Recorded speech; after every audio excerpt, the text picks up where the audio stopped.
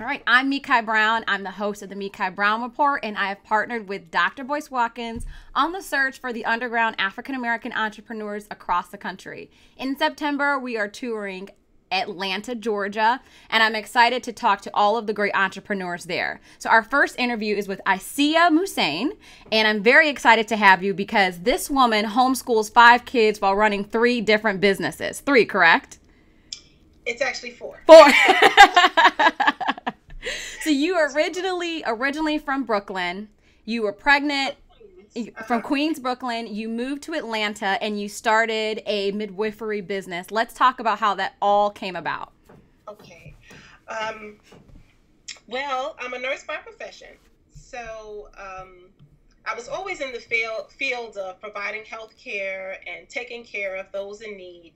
My intro, I guess I would say, to midwifery and birth work started when I was 17, when my best friend at the time got pregnant, teen pregnancy, and I was there for the birth of her son, who was my godson. He is now 23. Wow.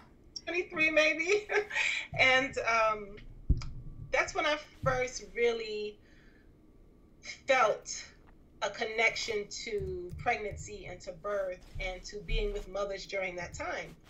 So it wasn't until I was in my 20s that I actually really jumped into the birth work and my midwifery practice and providing doula support and breastfeeding support. I was actually working as a nurse at the time, as a school nurse in a school for special needs students who were on the autism spectrum. And I was pregnant and I was looking for a provider, preferably a midwife, but I did interview with some obstetricians and midwives as well, and even a few doulas to provide some doula support during the pregnancy and the birth. And there was always a disconnect. I wasn't able to find many providers who looked like me, who understood my story, who shared my story, and who could relate to me on a personal level. They could relate to me on a professional level, with me being a nurse and them being a midwife or Right. an obstetrician, and they were very knowledgeable in what they did, but they did not make me feel welcome. They didn't make me feel comfortable. And during a time when you're pregnant, your emotions are high one day and low the next, and they're kind of all over the place. That was something that I thought was important, and I could not find that. So my first business, Mother Nature's Belly Pregnancy and Lactation Center, was born from that, from not finding providers who could connect with me on a cultural or spiritual level. So you found a need in your community. You decided to fulfill that need and create a business. And how long were you in business for? That business opened from 2006 until 2013. I started it in New York. I was living in Harlem at the time. So I started it in New York, in Harlem, and I operated there for a year. And then I was able to move to Atlanta in 2007, and the business then thrived here from 2007 until 2013, when I decided I was going to close the practice because I now had 5 children and needed a little bit more flexibility in my schedule, and was kind of feeling a little burnout. So I needed to take a step back. Right. Let's talk about how hard it is to start a practice like this. Number one, you have to have all the skills and licensing, and I know that you went through a lot of schooling, but having a brick and mortar that facilitates people and houses people, especially in the medical world, is expensive. So how did you go about building the capital to do this? Did you immediately start with opening a center, or did you go door to door? How did it work? Initially, I started from my home, so I would meet with clients in my home, or I would travel to them and meet with them at their home. And I did that for the first 2 years of the practice, first 3 years of the practice, actually. First year in New York, and then 2 years here in the Atlanta area. My grandmother passed away in 2006. I'm sorry to hear that. She gifted all of the grandchildren money. So I was able to take the money that I was gifted from my grandmother and put that towards getting the business going. So my first business wasn't as much of a struggle as the later businesses because I had you had capital, a lump of money right, to throw towards it. Right. So that money funded the move to Atlanta. It funded all of the initial costs for the building. It funded all my training, licenses, and certifications that I needed to get. funded my fire inspection for the building. I mean, it funded a lot. Right. Now, what if you didn't have that? It wasn't that bad. What if you didn't have that? Like, what if you didn't have that? How would you have went about starting something like this? Is it possible to do without a ton of capital up front? Absolutely. And I've done that with the businesses that I've started since Mother Nature's Belly Pregnancy and Lactation Center. I have not been an employee since 2006. I've been an entrepreneur. You escaped the corporate plantation. Yay. But it's not always peaches and cream. You know, there are some days when you don't know where your next bill is, how your next bill is going to get paid, or where your next meal is going to come from, or how you're going to buy the kids their summer clothes, or for activities. There are days, months that are like that. So when you go through those months, what is it inside you that keeps you going? Like that is very discouraging. Money kind of controls how we think, eat, breathe, live, attitude, etc. So how do you stay positive and moving forth in what your vision is? I'm very passionate about everything that I do. All of the businesses that I have started since Mother Nature's Belly that I am continually working on that are actually generating income now, I'm passionate about everything. So the passion that I have for it and the belief that I have in what I'm doing is making a difference keeps me going. And usually my husband will be there to say, you know what, it's going to be okay, or I've got this, we're going to do this. I have a great support system with my family and my handful of friends that are always there to cheer me on and to keep me focused. Let's talk about support. Like, do you have a mentor? You know, a lot of people in business, like your husband can only lend you so much advice. You know, there's another person that you have to confide in. So has there been anyone influential that has been giving you advice and support on the business side of things, such as a mentor? One of my friends from, I think we met when we were 5 or 6 years old. We've both kind of taken different paths in our lives. She doesn't have any children, but she is very successful in her business. She's been an entrepreneur now about 15 years, and she's very successful in her business. So I always look to her, even if we don't talk on a regular basis. I always look to her for inspiration to see what she's doing and how she's moving, and you know, some of the changes and sacrifices that she's making along her journey.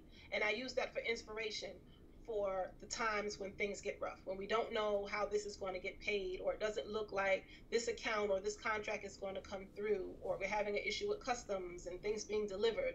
I always look to her for that inspiration to say, you know what, she's doing this. We came from the same place. We have the same story. Right. If she can do this, I can do it too. Exactly. Now let's move on to this I'm looking at this website right now, Royal by Nature. Let's talk about how you are changing the game in soap making. Now, soap, just anything natural right now is on and popping with like shays, you know, using ingredients and like fair trade products, etc. What made you go from the baby booming world, right? Taking care of babies and wives and mothers, etc., to making soap? Well, they kind of are intertwined. They're definitely intertwined. I would always provide sitz baths and herbal teas and salves and lotions for my moms and for my babies. So I was doing it during the time that I was operating my midwifery practice. I just wasn't doing on the scale of it being an income generating business. They were always gifts that I would give. Oh, really? Big eczema, mom is having issues with breastfeeding and she's having some nipple issues. Okay, here, boom, let me give you this, rub this on it, and it'll be fine. So it was something that I was already doing. When I decided to take a step back from my midwifery practice in 2013, I had my 3 older boys, a 14-month-old son, and a newborn daughter. Unbelievable. And you're homeschooling all of those kids? Homeschool. My 18-year-old is just about finished. But wow. The other ones, yes. My twins will be 15 in October, and now we have a 4-year-old and a 3-year-old. Oh my goodness. So it was a change of need. I needed to make a change. I had a great responsibility in providing the midwifery care and postpartum care for all the moms that were scheduled and that I had just attended their births, but I needed a break. So it wasn't something new that I was starting. I was just taking it to the next level. I was taking the skills and the knowledge that I had already developed and honed in on by providing these products for the women and their babies that were in my care, and decided, you know what, I need to give this a name. This needs a name, and this needs to be a business. And I've always had a business mindset. So for me, it's how can I take this and turn it into something that is going to be profitable, that I can feed my family off of. So it really was just going from point A to point B in a matter of days. Wow. So how are you able to scale? I mean, like, making these products for your clients is okay, but being able to scale, if I was looking at your bio, you're in, let me read this correctly. Your business is in, you serve 30 states, 7 countries internationally. How the heck did you scale to be so big? How was it? Was it easy to find partners, manufacturing, products? How did this all come about? Well, I do not have any partners. We are still family owned and run. Awesome. We do not manufacture. Everything is still handmade. Are you kidding? At this point. Yes, everything is still handmade. What? The goal is to continue to make everything by hand. We'll have to, of course, bring on employees and things of that nature, but the goal is to continue making everything by hand. I think that the reason why the business has achieved such growth is because it's personalized. Even though we're providing a product and it's being shipped to you in the mail, it's personalized. Every order that goes out receives a handwritten note by me. Every order that goes out also receives a little sticker on the box that says this product or these products were made for you by hand, by me. I think that that's what people enjoy about it. I actually did not attempt to grow the business. Really? In this way. It just pretty much happened organically. I started off with the business using the Etsy platform, and it grew from there to being able to get orders from other countries and wholesale accounts, and just really growing it to that point. So right now we are still considered a small business. And my goal for 2018 is to gross 2 million. That is my goal for 2018. We're on track. We just have to stay focused and, keep our eyes on the prize. But that is the goal for 2018. Now, let's talk about goals. As entrepreneurs, I like to kind of describe it as a marathon. When if you're a runner and you see someone that is running past you, it may not be in your best interest to run at their pace because everybody runs in a different way. And if you run too fast to try to catch up with someone else, you're probably going to get too tired and you may not be able to finish the race. So how do you just kind of like in your race of being an entrepreneur, if you don't meet certain milestone, if you see someone that is, or an obstacle that's ahead of you, how do you stay the course with saying, hey, I'm not at where I want to be, but I know I need to push forward. So what is your motivation behind that? And that's where the support system comes in. I was actually having lunch, to give you an example. I had lunch with a friend of mine yesterday, and I was telling her, I need to go and get a building because, what the goal is, we're moving towards that 2 million, and I'm working on getting this account with Hilton and Marriott, and I need a building. I need this building. And she's like, but you're not ready for that yet. She said, if you get the building, then you have to deal with all the things that come with the building, right? The overhead and the licensing and right. The permits and the expense of paying for the building and utilities and everything else. So that support system, I'm a dreamer, so I can see something today and I can figure out a way to make it happen by tomorrow or the next day. It takes my husband or my family or my support system to rein me in and say, you know what, Asiyah, slow down. Right. Stay on track. This is the plan. Follow these steps and you will get to that point. We actually, about 2 years ago, we came in contact with a investor, and we spent a good amount of time with him, almost 6 hours on the initial meeting. Wow. Gung-ho, and we were ready to take the next step. And turns out that it didn't work out. And in hindsight, I'm happy that it didn't work out. 2 years ago, I was not ready to scale. Okay. In the way that I'm ready to scale. Or at least I think I'm ready to scale. Now, I wasn't ready at that point. And I think if we had have scaled to the level that this investor was talking about, we probably would have failed because I was not ready mentally. I was still developing the product line, and I did not have plan in place for how I was going to build the team that I would need to scale to that point. So as you mentioned, it's about running the marathon and seeing someone run past you. I can look at all these other companies that are just doing fabulous with some of the same products that I'm making, or in the same field of personal care products, and I see how they've just gone from 0 to 100 in a short amount of time. But I don't know their story, and I don't know exactly. Right. I don't know their story. I don't know what their support system is. I don't know what their monetary situation is. And for me to compare myself to them and say, you know what, they're here, I should be there right now too, is really not beneficial to me. Thank you for saying that. Did you know that businesses are failing at a faster rate than they are starting? Yes. And not being conscious of where you are in your business will totally be a detriment to where you're going.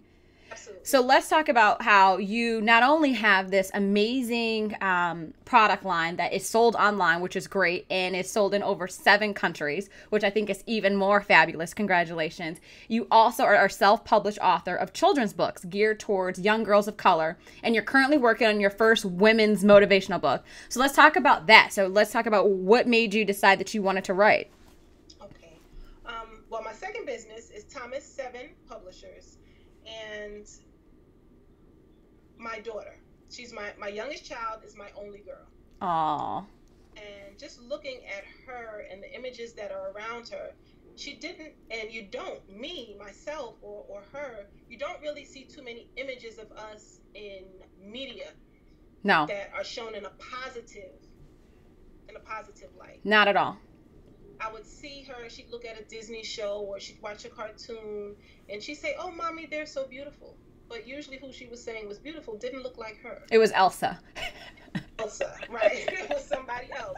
And not to say that Elsa or white women or fair-skinned women or blonde-haired women are not beautiful, but I want her to see herself as beautiful. So my interest in writing the children's books were purely for my daughter, to give her something that she could look at, something tangible that she can hold and she can look at and she can see a reflection of her and understand that, okay, I have kinky hair and I have dark skin and I have full lips, but you know what? I'm beautiful, just the way I am. So it actually came to me in a dream. I mentioned to you that I was a dreamer. Girl, in a dream, no! I dream about a lot of things. I had a dream that I should write a children's book. And I woke up the next day and I wrote 5 children's books. Are you kidding? So now here's the kicker. This is what I want everyone to know. You woke up and you actually wrote it down on a piece of paper. A lot of us come up with concepts, especially in our sleep. And I always say, keep a notebook by your bed so that you can write down these ideas. And the ideas that legit stick are the ones that you should, move forward with. So kudos to you to actually putting the pen to paper after you woke up. Yes, I had this dream. And I woke up, I grabbed my phone from my nightstand, and I went to my notepad, and 5 books. Wow. In just a matter of hours. And I woke my husband up, and I said, listen to this. And I didn't tell him that I had a dream or that I wrote a book. I said, look, listen to this. What do you think? And I read him the first book. He was like, man, that's awesome. What book is that? I'm like, I wrote it this morning. I'm like, yes, I did. I wrote it this morning. That is awesome. That dream to the next morning, within, I'd say, 2.5 to 3 weeks, I had the illustrations done. I had the website set up. I was taking pre-orders for this book. I had my Amazon Kindle set up. Time out. What? So how did you know how to do all these things? I'm sure there are people out there that want to write a book, don't even know where to start. So where did you get the skills to know to go to Amazon? How did you build your website? Where did you get the funds to do so? Who drew the pictures? Did you do it? How did you know to do all these different steps? I'm a researcher. So if I need to find something out, I'll get online and spend however long it takes me to find the information that I need. Now, I already knew that with books, just like with products, you need to have barcodes. So with books, you need to have your ISBN. So I knew that. I just searched for that, paid, I think it was $110 or so, and got the ISBNs. I went to a website called Fiverr, and that's where I found my illustrator. I wanted an illustrator, again, who was a woman of color, so I specifically looked for that. And when I found her, I looked at her portfolio. I reached out to her and told her what I was doing and what I wanted. And we went back and forth for a couple of days. And she was like, "Sure, I can do it." And she did it, and she rocked it out. Wow. My website, I used the Shopify platform, which is what I'm using for my Royal by Nature website. And I built that myself. I used the images, Get out of and here. illustrations, and I built the website myself, plugged everything in to that. And then Amazon, I ordered tons of books from Amazon. So I knew that I could get the book on Amazon. I just needed to figure out how to Right. get it on Amazon in a digital format and then also in hardcover. Spent some time messing around with that and figured that out too. Unbelievable. Yeah, So so in a few weeks, it was together. you're the like epitome of an entrepreneur. All you got to do is Google it, figure it out. If you do have enough passion, like you said, you can make things happen. Now let's talk about some of the biggest obstacles that you face since starting your practice that was started in New York and went to Atlanta, to your soap business, to being an author. What are some of the things that almost made you want to say, forget it, I quit. I'm going to go get a corporate job. I'll put my kids in regular school, and that's how I'm going to make my money. It would have to be when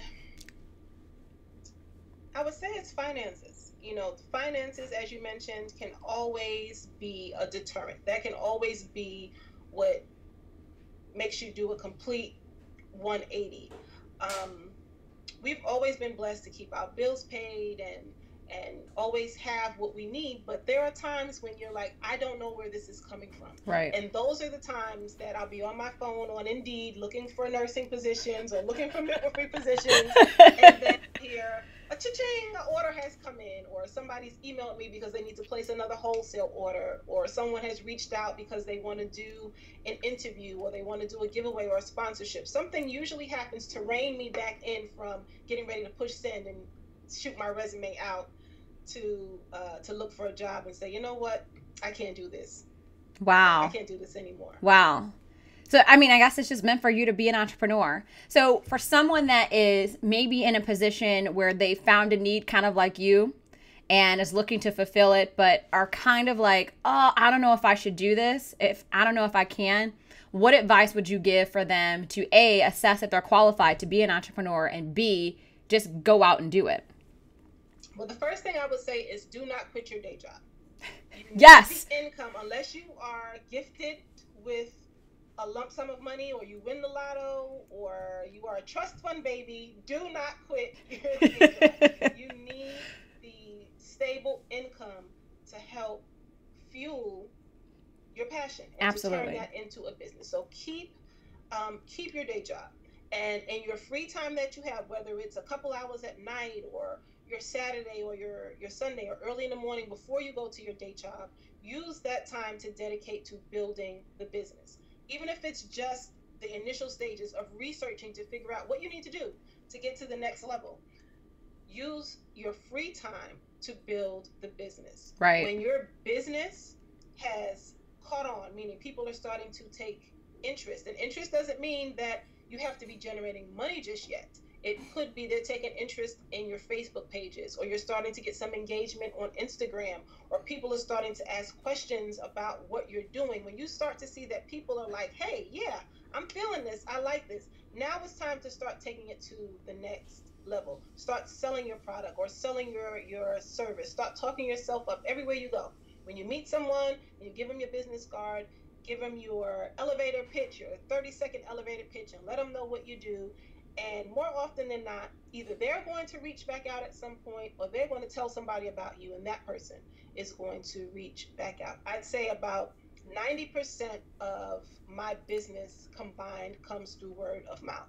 I Wow. don't do a lot of advertising, and I'm grateful for that. Some people must do a lot of advertising for their business to grow, but I do believe that speaking about your business, and people can always tell when you're genuine and when you're passionate about something, and that resonates with them. They connect to that, and they like that. So don't quit your day job. Use your spare time to focus on the business, and when the business starts to get some traction, or the idea starts to get some traction, then you can start to move it into becoming a business. I absolutely love your story, and thank you so much for the great advice. How can we go about finding you and contacting you and learning more about you online?